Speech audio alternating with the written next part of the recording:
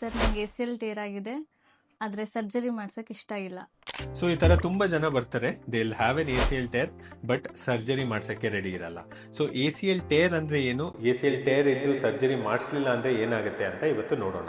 So ACL ಬಂದು ನಿಮ್ಮ ತೊಡೆ ಮತ್ತು ಕಾಲಿನ ಮೂಳೆ ಮಧ್ಯ ಇರೋ ಹಗ್ಗ. ಸೊ ಈ ಹಗ್ಗ ಏನಾನ ಕಟ್ ಆಗಿದೆ, ಕಂಪ್ಲೀಟ್ ಆಗಿ ಹರಿದಿದ್ರೆ ನಿಮ್ knee joint it becomes unstable.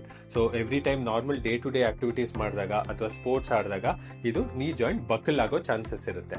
So ಈ ಬಕ್ಲಿಂಗ್ ಇಂದ ಏನಾಗುತ್ತೆ, ಸೊ ನಿಮ್ ACL ಹಾಳಾಗಿರೋದ್ರ ಜೊತೆಗೆ ಮೆನಿಸ್ಕಸ್ ಕೂಡ ಹಾಳಾಗ್ಬೋದು ಅಥವಾ ಆರ್ಟಿಕ್ಯುಲರ್ ಕಾರ್ಟಿಲೇಜ್ ಕೂಡ ಡ್ಯಾಮೇಜ್ ಆಗೋ ಸಾಧ್ಯತೆ ಇರುತ್ತೆ.